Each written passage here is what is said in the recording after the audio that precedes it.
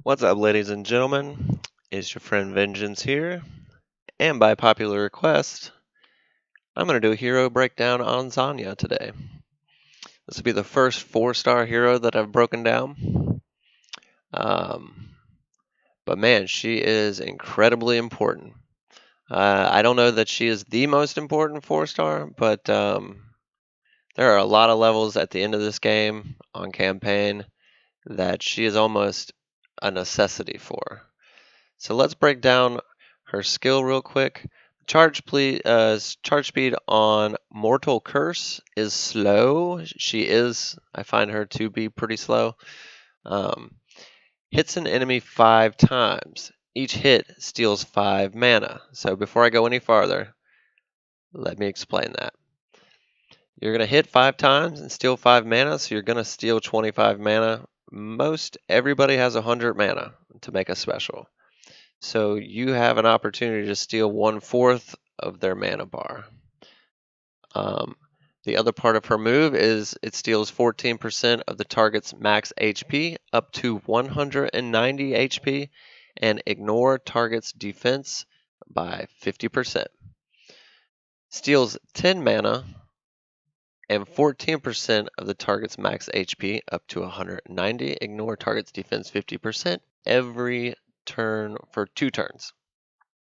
So you're going to wham bam, you're going to steal that mana quickly. And then each turn after that, you're going to steal a little bit of mana.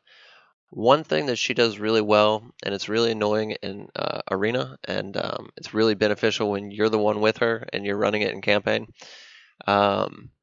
Once you use her move, start cascading the board or using your diamonds, because you can fill up the enemy's mana bar, and instead of it being able to use its special, what'll happen is at the end of your turn, it's going to steal that 10 mana.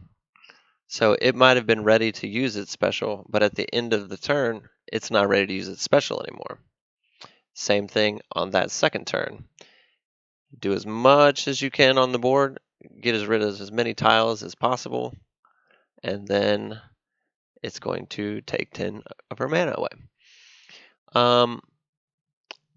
For such a good character, the only downfall for her is the slow charge speed. And you can speed that up with weapons. Just off the top of my head, the one that comes to mind is Sin. It's Mary's exclusive. Works really well on Zania.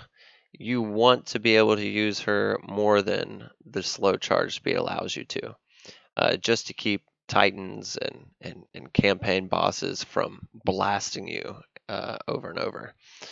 Really, really super awesome character.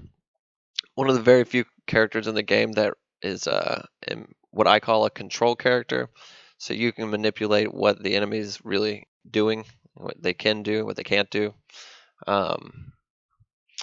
She's right up there. Like I said, like as far as 4-star characters go, she's a top 4 to 5 in my opinion. 4 to 5 4-star character.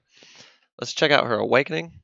Awakening 1, when receiving a deadly attack, becomes immune to death in this turn and shields self for 50% of max HP for 5 turns. Can happen once per battle. Again, that we've went over a few of these characters have this Awakening. This is an awesome, awesome ability for Call of the Wild, Battlefield, and Alliance War.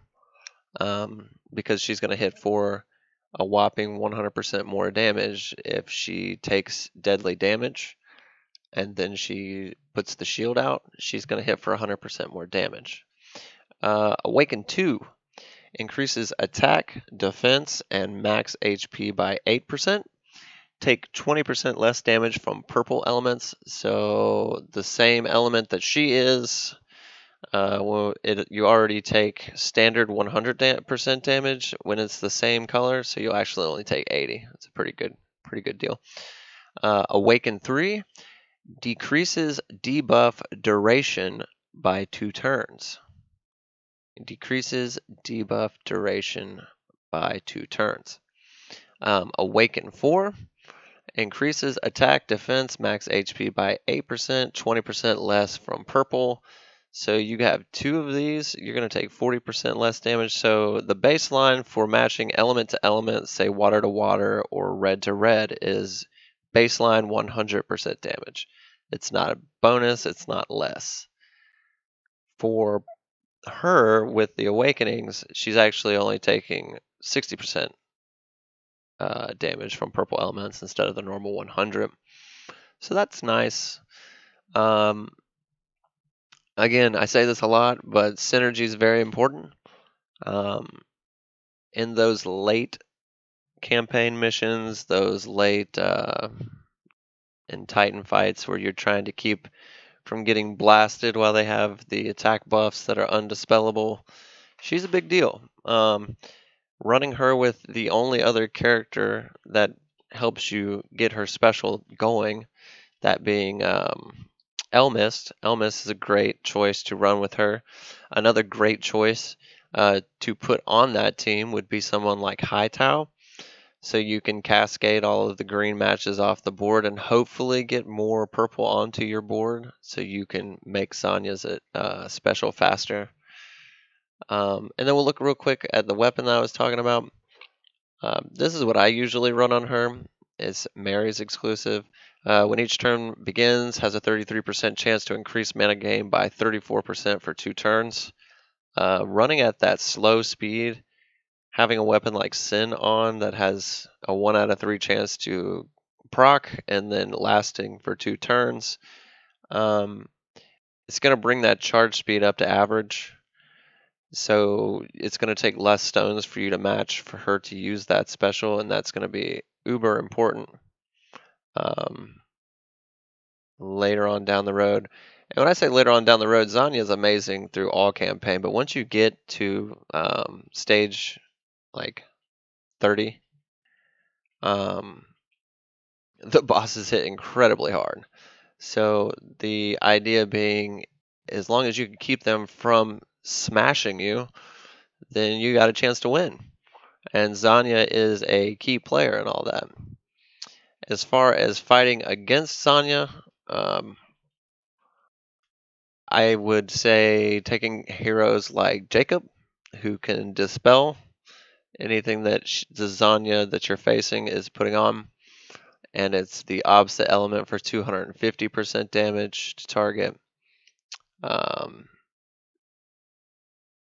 If you have yellow damage dealers that have high damage outputs, you're going to run one of those against Zania.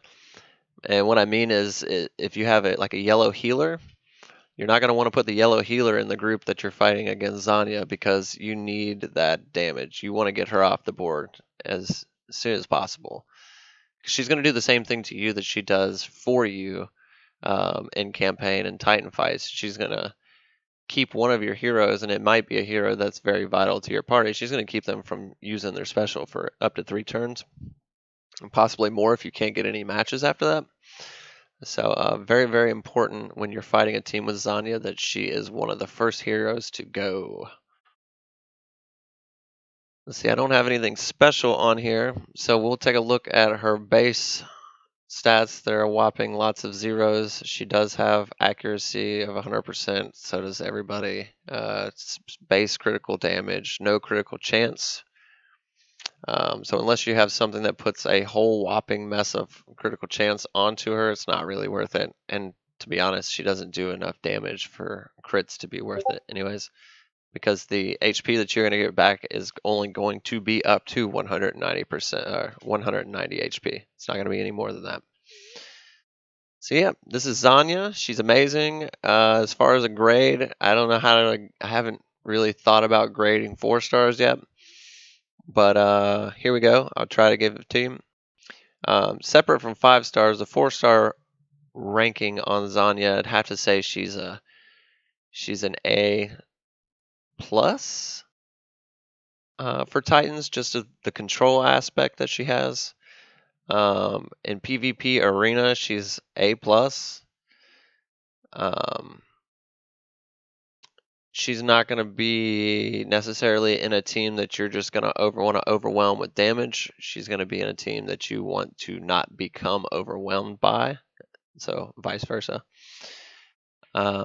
So campaign, as far as in game, she's very highly rated.